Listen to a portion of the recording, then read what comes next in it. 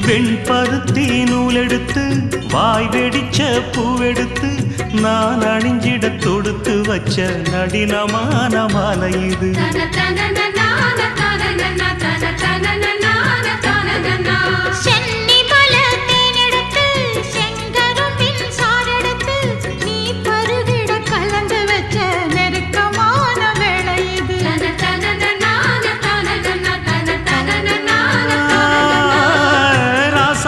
உடம்பிருக்கும் ரவிக்க துணி நானாக அன்னாடம் சூடி கொள்ள ஆசை வச்சாகாதா.